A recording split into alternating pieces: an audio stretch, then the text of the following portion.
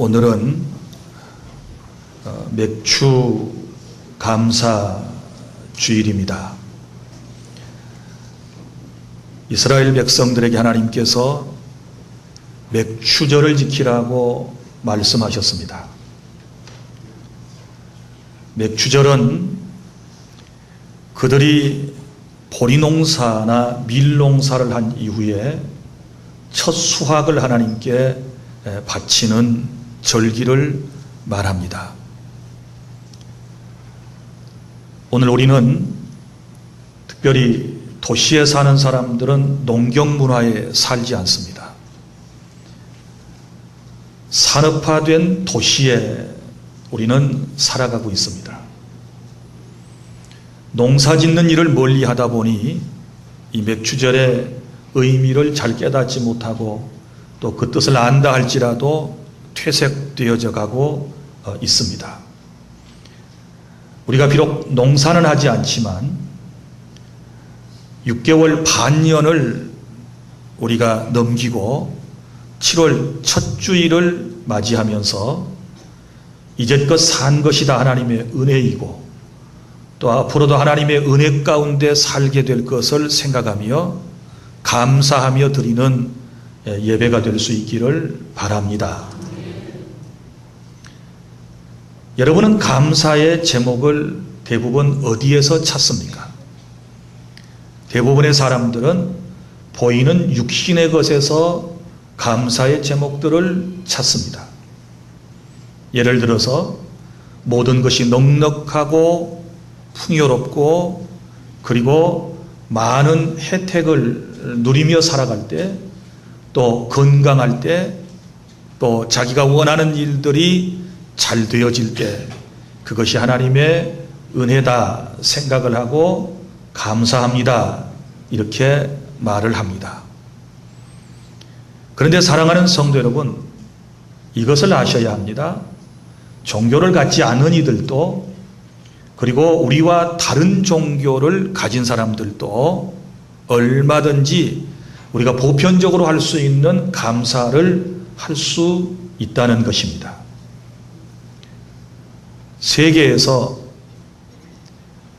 세상을 살아가면서 행복 지수라고 하는 것을 이제 사람들이 얘기하는데 그 행복 지수가 아주 높은 나라가 있습니다.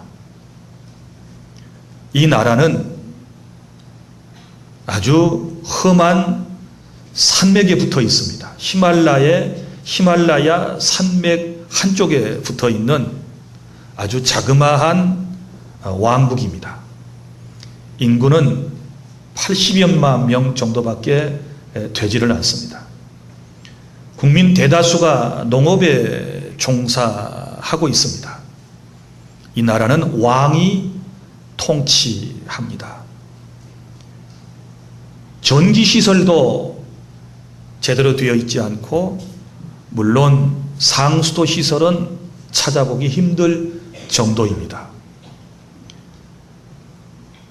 이 사람들의 종교는 티베트 불교의 영향을 받아 거의 불교 사상을 가지고 살아갑니다.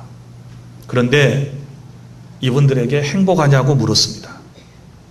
그랬더니 이구동성으로 국민의 대다수가 나는 너무 행복합니다. 나는 내 인생이 살만합니다. 그렇게 대답을 했습니다. 자, 이런 대답은 어떻게 나왔을까요? 그들의 종교 철학에서 나왔겠지요. 모든 것이 다 신의 뜻이고 이렇게 먹고 살아가는 하루하루가 행복하고 어떤 소박한 그런 인생을 살아가는 사람들이기 때문에 이 사람들이 행복하다 이렇게 대답을 했으리라고 생각을 합니다. 거기에 비하면 우리는 어떻습니까? 훨씬 더 나은 환경에서 대부분 살고 있습니다. 풍요로움 속에 살고 있습니다.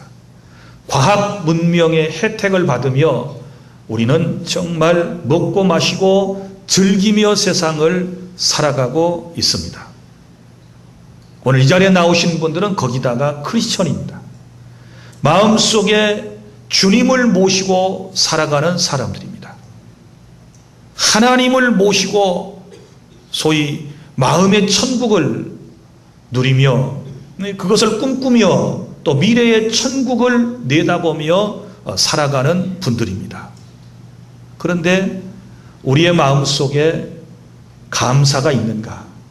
현재의 삶 속에 행복 지수가 얼마나 높은가? 그리고 또 우리가 감사하는 것이 보이는 어떤 육신의 것에만 치우쳐 가지고 육신의 것만 바라보고 잘 먹고 잘 살 때에 또 아무 근심 걱정이 없을 때 그것을 진정한 행복이고 만족이라고 생각하고 있다면 종교가 다 똑같지 않겠습니까? 우리 기독교가 그 정도 수준밖에 안 될 거라고 생각을 하십니까? 그냥 세상에서 잘 먹고 잘 사는 거 아무 탈 없이 잘 먹고 잘 살지는 못하지만 아무 근심 걱정 없이 살아가는 것이 최고의 행복이라고 생각한다면 굳이 기독교를 선택할 이유가 어디 있겠습니까? 오늘 우리는 말씀을 통하여 진정한 행복의 근원을 찾기를 원하는데 정말 하나님께서 원하시는 행복이라고 하는 것이 감사해야 할 조건들이 무엇인지에 대해서 주의 말씀을 들어야 될 줄 믿으시기를 바랍니다. 다시 말하지만 보이는 어떤 세상에서의 행복, 현재 아무 근심 걱정이 없다고 해서 그것을 최고의 행복이라고 생각해서는 안 된다는 것입니다. 오늘 제 얘기를 제가 전해드리는 하나님의 말씀을 잘 경청하시면 진정 우리가 예수님을 믿는 사람으로서 행복의 지수가 더 높아갈 것이고 우리가 정말 감사함으로 하나님을 예배할 수 있게 될 것을 믿습니다. 오늘 아침에 우리는 로마서 말씀을 읽었습니다. 이 로마서 말씀은 제가 작년 가을에부터 강해를 하다가 올 초까지 하고서 중단을 했습니다.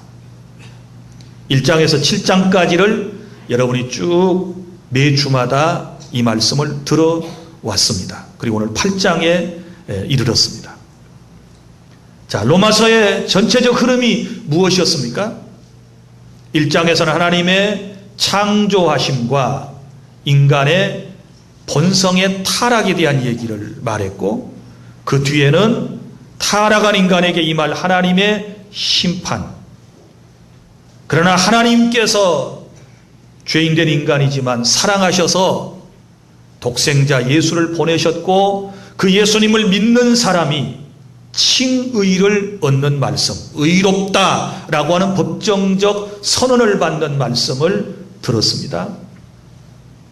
그리고 예수 믿고 구원받았지만 여전히 타락한 본성이 남아있고 세상이 죄악되기 때문에 이 세상을 살아감에 있어서 여러 가지 힘들고 어려운 상황을 우리가 얘기했습니다. 오호라, 나는 곤고한 사람이다. 구원받고 난 이후에 죄와 그리고 의 사이에서 죄의 법과 성령의 법 사이에서 갈등하고 있었던 바울에 대한 얘기도 그 고백도 우리가 들었습니다. 자, 그리고 오늘 8장에 왔습니다. 로마서는 얼마나 귀한 책인가 하면 사람들이 이렇게 표현을 합니다. 성경 중에 성경이 로마서이고 그리고 로마서 중에 로마서가 8장인데 유명한 필립 스페너라고 하는 학자는 뭐라고 얘기했는가 하면 이런 말을 했습니다. 성경은 반지와 같고 그리고 특별히 로마서 8장은 그 반지의 보석과 같다.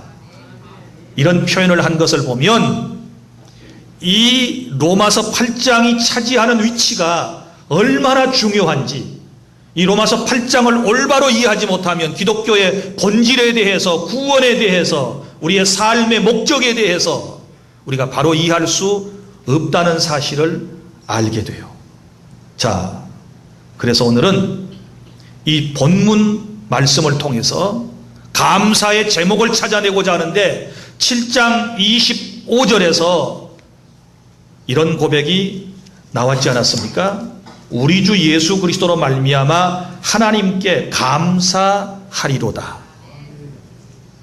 우리 주 예수 그리스도로 말미암아 감사하리로다 하고 그 뒤에 연결되어져 있는 말씀이 8장이다 그 말이죠. 자, 이 말씀은 어떻게 시작됩니까? 그러므로 1장에서부터 7장까지 모든 말씀을 쭉 정리하고 난 이후에 구원받고 하나님의 말씀으로 살아가는 우리에 대하여 이제 설명을 하는데, 이제라고 하는 표현을 씁니다. 이제 그리스도 예수 안에 있는 자에게는 이제 새로운 시작이 되었다 그 말이죠. 새로운 삶이 이제 시작되었다 그 말입니다. 믿음으로 구원받고 난 이후에 새로운 삶을 살아내야 한다라고 하는 말씀이고, 이제 그리스도 예수 안에 있는 자에게는 어떤 복이 있는가를 깨닫고 그 은혜에 대해서 감사해야 한다는 것이 본문의 흐름입니다. 그럼 세 가지를 제가 찾아낸다고 그랬는데, 첫째로 그리스도 예수 안에 있는 사람이 감사해야 할 제목이 뭐냐 그러면 1절 결코 정죄함이 없나니, 2절 하반절에 너를 해방하였음이니라. 아멘. 그래서 첫 번째 감사해야 할 제목은 우리가 정죄함이 없는 것. 정죄라고 하는 말은 무슨 말인고 하면 심판이라고 하는 말과 같은 말입니다. 어근이 같아요. 정죄, 심판 같은 말입니다.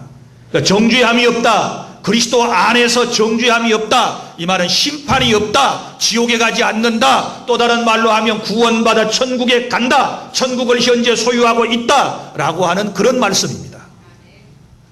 여기 단서가 붙어 있습니다. 누구에게 정죄함이 없고 죄와 사망에서부터 해방되었다라고 선언하고 있습니까? 그리스도 예수 안에 있는 사람입니다. 이 사람은 예수님을 구주로 믿는 사람입니다. 그리스도와 함께 살아가는 사람입니다. 오늘 여기 모인 여러분 대다수를 말씀하고 있습니다. 자, 여러분 죄를 지은 인생이 얼마나 불행한지 우리는 잘 알고 있습니다. 사람이 정죄함을 받는다라고 하는 것이 얼마나 고통스러운지를 우리는 잘 알고 있습니다. 이 말씀을 이해하기 위해서 우리는 요한복음 8장 1절부터 10절에 나오는 한 이야기를 이해할 수 있어야 합니다. 거기 보면 어떤 얘기가 나옵니까? 이런 얘기가 나옵니다. 어떤 여인이 현장에서 외간 남자와 간음을 하다가 사람들에게 붙잡혔습니다. 현장범입니다. 사람들이 아마 그의 머리끄댕이를 잡고 질질 끌고서 예수님께 왔을 것입니다. 많은 사람들이 지켜보는 가운데 예수님에게 트집을 잡고자 하는 사람들이 질문을 했습니다. 예수님, 선생이요, 이 여자가 현장에서 간음을 하다가 붙잡혔는데 어떻게 할까요? 모세 율법에는 이런 여자는 돌을 들어서 쳐 죽이라고 얘기를 했는데 어떻게 할까요? 이렇게 묻습니다. 자, 예수님의 대답은 우리가 잘 알고 있습니다. 아주 지금 중요한 순간입니다. 예수님의 대답은 여러 가지 의미를 담고 있기 때문입니다. 자, 보십시오. 예수님께서 현장에서 간음하다 끌려온 이 여인을 죽여라 이렇게 얘기한다 그러면 이것은 월권 행위입니다. 왜냐하면 당신은 로마 제국 하에 있고 이스라엘은 로마의 통치를 받고 있기 때문에 로마의 국법에 따라야 합니다. 그런데 예수님이 죽여라 살려라 이렇게 말 못해요. 무슨 과정이 필요한가요? 재판 과정이 필요한 것입니다. 그리고 사람을 죽이고 살리고 하는 것은 로마의 법에 따라야 합니다. 왜냐하면 속국이기 때문에 그렇습니다. 그런데 예수님이 죽여라 그러면 월권 행위지요. 그러면 로마 법의 저촉을 받아가지고 예수님은 문제가 되는 것입니다. 그러니까 예수님이 그렇게 말씀하실 수가 없어요. 또 그러면 살려주어라, 내보내라 이렇게 얘기를 하게 되면 산에 들린 공의회법에 저촉이 됩니다. 이건 유대인의 종교법입니다. 이 사람들이 와서 따졌던 말씀이 뭡니까? 모세의 율법에 이런 여자는 돌로 쳐 죽이라 그랬는데 이렇게 나오지 않습니까? 그럼 예수님께서 그냥 돌려보내라 이렇게 말씀하시면 유대인의 법을 어기는 것입니다. 이것도 안 되는 것입니다. 예수님은 그동안 뭘 말씀하셨습니까? 사랑에 대하여 말씀을 하셨습니다. 원수까지 사랑하라, 원수를 위해서 기도해 줄지언정 그를 저주하지 말아라, 이렇게 사랑의 말씀을 예수님께서 선포하셨는데 이 어떡할까요? 라고 따져 묻게 되었을 때 예수님께서 멋진 대사를 하셨지요. 뭐라고 말씀하셨습니까? 너희 중에 죄 없는 자가 돌을 들어 이 여인을 쳐라, 예수님께서 말씀을 하셨습니다. 그럴 때에 그곳에 몰려들었던 수많은 사람들, 특별히 돌멩이를 손에 쥐고 지금 혈기가 가득 차 있었던, 예수님에게 트집을 잡기를 원했던 이 사람들 대부분이 양심의 가책을 느끼고 돌멩이를 힘없이 내던져 버리고 그리고 다 그곳을 떠나가는 모습을 볼 수 있습니다. 이때 예수님께서 그 여인과 단둘이 남게 되었을 때 이렇게 말씀을 하셨습니다. 나도 너희를 정죄하지 않는다. 정죄의 또 다른 말이 뭐예요? 심판하지 아니하노니 너는 가서 다시는 이런 죄를 짓지 말라, 이렇게 말씀을 하시면서 예수님은 그 여인을 놓아주었습니다. 그 여인에게 자유를 주었습니다. 그 여인에게 해방을 주었습니다. 그럴 때 이 여인은 행복감을 느끼죠. 얼마나 두려웠을까요? 현장에서 가늠하다 붙잡혔으면 사실 남자하고 여자하고 같이 끌고 와야지, 남자는 놔두고 자기만 끌고 왔어요. 여성만 끌고 왔어요. 이게 그 사회 구조의 문제입니다. 남성을 함부로 하지 못하고 여성을 함부로 대하는 그 사회. 이제 현장에서 붙잡혔으니 돌에 맞아 죽어야 할 신세, 끌려오면서 얼마나 부들부들 떨었을까요? 그의 얼굴은 얼마나 창백해졌을까요? 자기의 생사가 이제 곧 결정이 되는 마당에 얼마나 두려웠을까요? 이게 죄인의 모습입니다. 죄를 지으면 이렇게 끌려다닙니다. 원수 마귀에게 끌려다닙니다. 두려움이 가득 차 있습니다. 염려가 생깁니다. 평안함이 없습니다. 그런데 예수님 앞에 왔을 때 예수님께서 나도 너를 정죄하지 않는다, 나도 너를 심판하지 않아, 돌아가라, 예수님께서 말씀하시게 되었을 때 이 여인은 살 길을 얻게 된 줄로 믿으시기를 바랍니다. 이것이 복음입니다. 이것이 하나님의 놀라운 은총인 줄로 믿으시기를 바랍니다. 우리가 오늘 감사해야 할 제목이 바로 이거라고 주님께서 첫 번째로 이 말씀을 우리에게 주신 것 아닙니까? 그리스도 예수 안에 있는 자에게는 정죄함이 없다, 죄와 사망의 법에서부터 해방되었다, 이렇게 선언하시는 겁니다.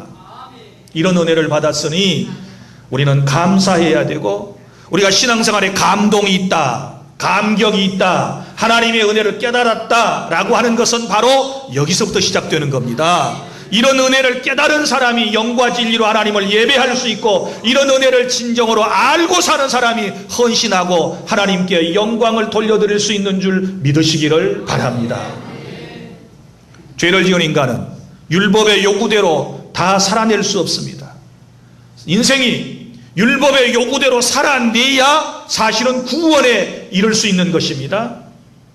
그러니까 타락한 본성을 가진 인간은 아무도 스스로 구원 얻을 만한 길이 없고 그럴 만한 위인이 못 되는 거예요. 그런데 하나님께서는 하실 수 있습니다. 이런 죄에 빠진 인간을 구원하실 수가 있습니다. 그래서 3절에 이렇게 말씀을 합니다. 율법이 육신으로 말미암아 연약하여 할 수 없는 그것을 하나님은 하시나니. 할렐루야. 인간은 스스로 구원에 이를 만한 능력을 갖지 못했지만 누구는 할 수 있다. 하나님께서는 하실 수 있다. 어떤 죄인이든지 구원하실 수 있다. 그래서 2절에 이렇게 말씀을 했습니다. 정죄함이 없는 것에 대하여 이는 그리스도 예수 안에 있는 생명의 성령의 법이, 두 가지 법이 나와요. 생명의 성령의 법은 복음을 말하는 것이고, 죄와 사망의 법에서 이 말은 율법을 말하는 것입니다. 너를 해방하였음이니라.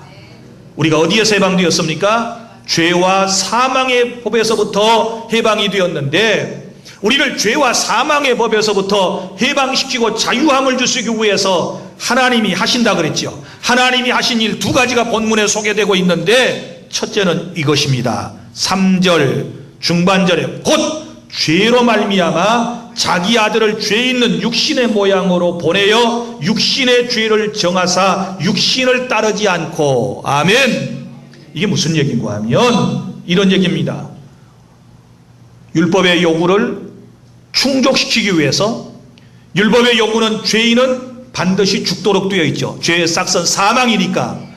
그런데 우리가 다 죄 싹으로 죽어버리면 우리가 어떻게 구원받을 수 있어요? 그래서 우리를 구원하기 위해서 하나님께서 독생자 예수님을 이 땅에 보내셨다. 사람의 모습으로, 마치 죄를 짓고 살아가는 사람의 모습으로 이 땅에 독생자 예수를 보내셔서, 율법의 요구가 뭐예요? 죄의 싹은 사망이니까 그 율법의 요구를 이루기 위해서 예수님이 나를 대신하여 십자가에서 피를 쏟고 죽으셨다. 이것이 복음이에요. 이렇게 해서 지금 나를 정죄에서부터 해방하고 나에게 죄와 사망의 법에서부터 지금 자유를 주시는 겁니다. 이 일을 절대 잊어버리면 안 돼요. 그래서 첫째는 하나님께서 하셨던 일은 독생자 예수 자기 아들을 이 세상에 보내서 죄인된 나를 대신하여 십자가에 피를 쏟고 죽음으로써 우리의 죄값을 다 청산하셨음을 믿으시기를 바랍니다. 그 다음에 하나님께서 하시는 두 번째 일은 뭐냐? 우리에게 죄와 사망에서부터 해방을 시키고 우리를 정죄하지 않기 위해서 하시는 일은 성령을 보내셨어요. 성령 하나님을 보내셨다. 4절에 보면 육신을 따르지 않고 그 영을 따라 우리에게 율법의 요구가 이루어지게 하려 하심이니라. 우리가 구원받았지만, 하나님의 자녀가 되었지만 우리가 여전히 죄 가운데 있습니다. 하나님의 자녀 예수를 믿고 구원받았다고 해서 우리가 다 하나님의 말씀대로 다 살아내지를 못합니다. 하나님의 말씀대로 성화의 삶을 살아내려면 우리에게 절대적인 은혜가 필요한데 성령 하나님의 역사 없이는 안 돼요. 그래서 너희가 믿을 때 성령을 받았느냐라고 말씀하신 대로 우리가 예수를 믿는 순간에 성령 하나님을 우리의 마음속에 성부 하나님께서 보내셔서 우리의 마음속에 내주하시면서 함께 계시면서 우리의 삶을 변화시켜 주시고 우리로 하여금 그리스도의 말씀을 따라 살도록 이끌어 주시고 인도해 주셨음을 믿으시기를 바랍니다. 그래서 성자 예수님을 통해서 보혜사 성령 하나님을 통하여 우리를 죄와 사망에서부터 완전히 해방시켜 주시고 우리를 하나님의 사람으로 만들어 주신 것에 대해서 우리가 감사함을 가져야 될 줄로 믿으시기를 바랍니다. 여러분, 사람이요 가장 큰 행복이 뭐냐 그러면 죄사함을 선언받는 것보다 더 큰 감사와 행복이 없어요. 뭘 잘 먹고 사느냐, 아니면 잘 먹고 살지는 못하지만 저 부탄 나라 사람들처럼 아무 근심 걱정 없이 어려움 가운데 살아가는 이것을 행복이라고 말하는가? 그게 아니라 그 말이죠. 오늘 비도 오고 그러니까 제가 옛날에 전했던 이야기를 하나 해드려서 설교에 이해가 되도록 해드리려고 그래요. 존경하는 할렐루야 찬양대원 여러분, 잘 들어봐요. 여름방학이 되어 초등학교에 다니는 남매가 외갓집에 갔습니다. 외갓집에 가서 방학 동안을 지내게 되는데 간지 얼마 되지 않아서 이 남매가 외갓집 마당에서 고무새총을 가지고 놀다가 이 오빠가 고무새총을 쏘는데 표적이 있어야 되지 않겠어요? 그런데 하필이면 뭘 표적으로 삼았는가 하면 그 맞을 거라고 생각 안 하고 한번 쏴본 거였는데 사실 할머니가 정말 애지중지 아끼고 사랑하는 거위가 있는데 그 거위를 향하여 탁 줄을 놨는데 쏘았는데 하필이면 거위가 탁 죽을 자리에 맞아가지고 죽어버렸어요. 이렇게 되니 이 오빠가 얼마나 두려웠겠어요. 할머니가 가장 아끼고 사랑하는 거위를 제 손으로 죽였으니 너무 두려운 나머지 그 거위를 사체를 수습을 해가지고 헛간의 덤불 속에다가 덮어두고 동생에게 말했습니다. 여동생에게, 얘야 너 절대로 할머니한테 말하지 마. 말하면 나는 죽어. 절대로 말하지 마. 그러니까 이 동생이 고개를 끄덕였겠지. 오빠 걱정하지 마. 아무에게도 말하지 아니할게. 그런데 여자는 믿으면 안 돼요. 크든 작든 믿으면 안 돼요. 믿는 남자치고 다 넘어갔어요. 절대 믿으면 안 돼요. 자, 이제 방학이니까 방학 숙제를 선생님께서 내주셨겠지요. 숙제를 하다가 오빠를 부릅니다. 오빠 이 숙제 좀 해줘. 오빠가 이렇게 말했겠죠. 야, 숙제는 네가 해야지. 어떻게 내가 해주니? 네가 해. 그러면 이 동생이 헛간, 오리, 거위 이러면 가슴이 뜨끔뜨끔한 거예요. 할머니한테 일러 바치겠다는 거 아니겠어요? 그러면 숙제를 부지런히 해줍니다. 방을 청소해야 되는데 미안해요, 여성동포 여러분. 얼마나 여성들은 밖으로 나오면 깔끔한데 집안은 지저분한지 몰라요. 흘리고 다니는 게 많아. 자기가 치워야 할 자리를 저 오빠한테 또 부탁을 하고, 오빠 방 좀 치워. 그럼 오빠가 뭐라 그럴까요? 안 돼, 네가 치워야지. 그럼 헛간, 거위 이러면 또 깔끔하게 치워져. 이런 나날들을 계속해서 보내는데 하루하루 잠자리가 편했겠어요? 할머니가 혹시라도 헛간에 들어가서 건물을 치우시다가 그 안에서 오리를 발견하면, 거위를 발견하면 어찌 되겠어요? 또 동생이 언제 마음이 변해가지고 할머니한테 가서 이 사실을 얘기할런지 알지 못하기 때문에 마음이 늘 두렵고 죄책감에 고통을 받는 거예요. 그러다가 다행히도 이 아이가 결심을 했어요. 할머니한테 찾아가서 용서를 빌자. 그리고는 용기를 내어서 할머니가 계시는 2층 방으로 올라갔습니다. 할머니께서 콧잔등에 안경을 걸치시고 뜨개질을 하고 계셨습니다.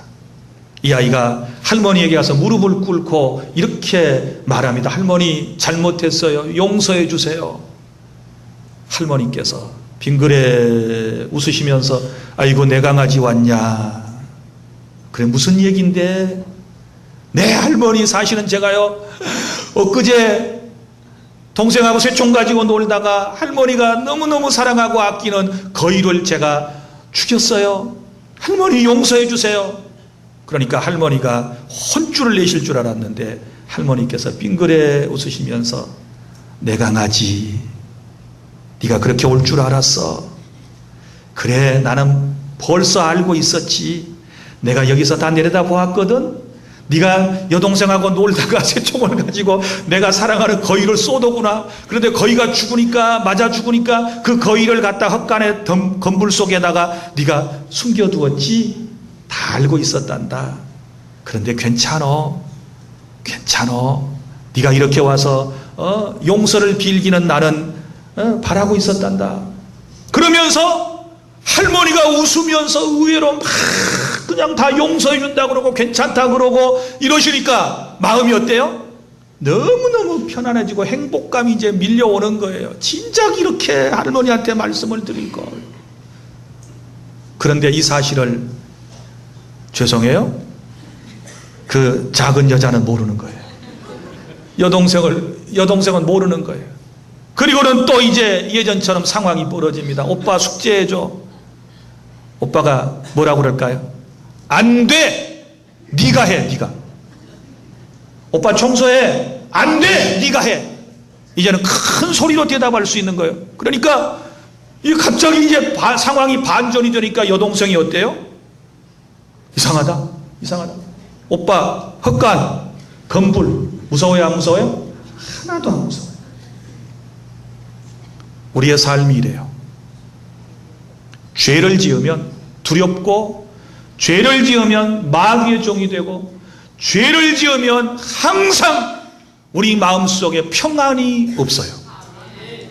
그러나 우리가 주님 앞에 나와서 죄사함을 받고 사죄의 선언을 받고, 주님이 나 너 정죄하지 않아, 내가 심판을 너에게 내리지 않겠어, 내가 너를 위해서 해준 일 2가지가 있어, 독생자 나의 아들 예수를 보내서 내 죄값을 다 치러줬고, 보혜사 성령을 네 안에 보내서 너로 하여금 하나님의 말씀을 이루며 살 수 있도록 해주었으니 너는 자유야, 이렇게 선포해 주시면 우리가 진정한 행복을 누리게 되는 것입니다. 할렐루야. 이런 은혜를 체험할 수 있기를 바랍니다. 그래서 다른 것이 감사한 일이 아니고, 물론 다른 것도 다 이 감사절에 감사하지만, 죄사함 받은 것, 주님이 다 용서해 주신 것, 덮어주신 것, 자유를 주신 것, 이 사실 하나만 깨닫고도 우리가 감사하면 풍성한 감사가 넘치게 될 줄로 믿으시기를 바랍니다. 둘째로, 우리가 그리스도 안에 살아가면서 감사해야 하는 것은 4절부터 여기 말씀 9절까지 보면 성령님을 따라 살게 된 것이 감사할 제목인 줄 믿습니다. 이렇게 말씀을 합니다. 4절, 이제는 육신을 따르지 않고 그 영을 따라 행하는 우리에게, 그 영은 누구실까요? 성령님이시죠. 그러면 그 뒤에 성령님과 육신의 일에 대하여 여기 대조적으로 말씀을 하고 있는데, 자, 여기 말씀 5절 다 함께 시작. 육신을 따르는 자는 육신의 일을, 영을 따르는 자는 영의 일을 생각하나니. 아멘. 육신을 따르면 육신의 일을 하게 되고, 성령님을 따르는 사람은 성령의 일을 생각한다. 생각이라는 말이 4번 정도 나와요. 왜냐하면 사람은 생각이 곧 행동으로 옮겨지기 때문에 무슨 생각을 하느냐라고 하는 것은 매우 중요해요. 자, 7절입니다. 시작.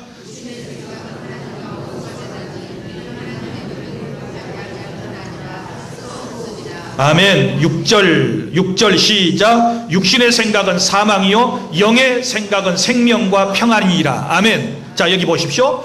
육신의 생각은 뭐예요? 사망을 가져오고, 성령님의 생각은 생명과 평안을 가져오고, 육신의 생각은 하나님과 뭐가 돼요? 원수가 되고, 이는 하나님의 법에 굴복하지 아니할 뿐 아니라, 육신은 이런 부족함을 가지고 할 수도 없어요. 굴복도 하지 아니하고 할 수도 없다라고 말씀을 하고, 8절 다 함께 시작. 육신에 있는 자들은 하나님을 기쁘시게 할 수 없느니라. 아멘. 그러나 이 말을 바꿔서 얘기하면, 성령의 인도하심을 받는 사람들은 하나님을 기쁘시게 할 수 있다, 그 말이죠. 만일 너희 속에 하나님의 영이 거하시면 너희가 육신에 있지 아니하고 영에 있나니, 누구든지 그리스도의 영이 없으면 그리스도의 사람이 아니니라. 아멘. 자, 우리가 믿을 때에 우리 안에 성령님이 들어와 계심을 믿습니다. 그리고 내 안에 들어오신 성령님은 절대 나를 떠나지 않습니다.